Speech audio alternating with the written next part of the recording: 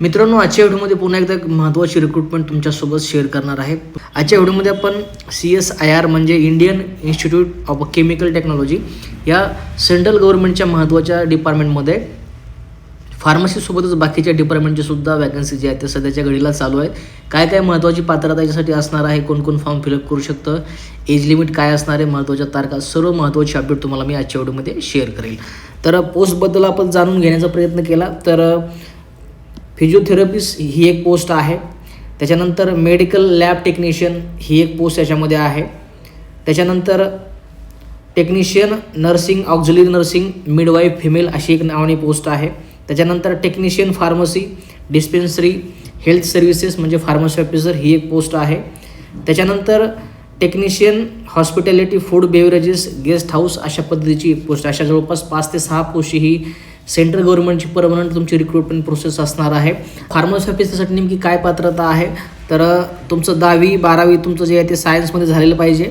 Minimum 55% तुम्हाला mark याच्यामध्ये असणं गरजेचं आहे.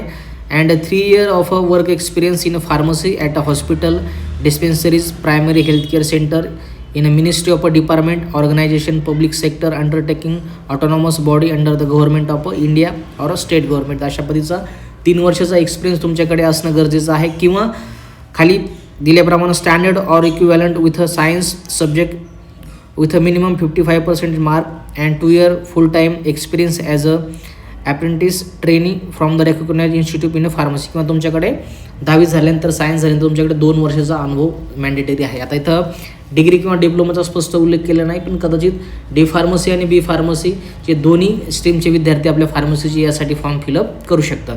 महत्त्वाचं याची आता एज लिमिट काय असणार आहे तर 18 ते 28 वर्षापर्यंत जी आहे ती महत्त्वाची ओपनसाठी एज लिमिट आहे. त्याच्यामध्ये रिलॅक्सेशन आपण कन्सिडर केलं तर SC आणि ST कॅटेगरीसाठी आणखीन जवळपास 5 वर्षाचं रिलॅक्सेशन तुम्हाला याच्यामध्ये दिलं आहे 28 वर्षामध्ये.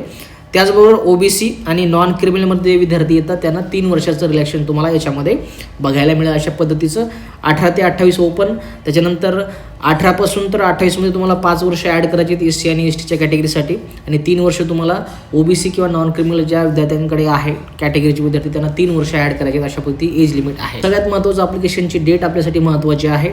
शेवटची तारीख आहे 30 डिसेंबर 2025 रात्री 11:59 तुम्ही हे ॲप्लिकेशन फॉर्म तुमचे कंप्लीट करू शकता. येत्या 30/12/2025ला रात्री 12 वाजेच्या तुम्हाला तुमचे फॉर्म फिलअप करून तुमचं पेमेंट करायचं आहे. बाकी PDF आपलं टेलिग्रामचं चॅनल आहे फार्मसी कोचिंग याच्यावरती शेअर केले, तिथून तुम्ही चेकआउट करून घ्या. त्याचबरोबर आपलं यूट्यूबचं चॅनल PV थोरात मराठी याच्यामध्ये सुद्धा मी बाकीच्या डिटेलमध्ये गोष्टी तुमच्याशी मी शेअर करत असतो. त्याच्यामुळे जॉईन केलं असेल तर दोन्ही ठिकाणी जॉईन करा.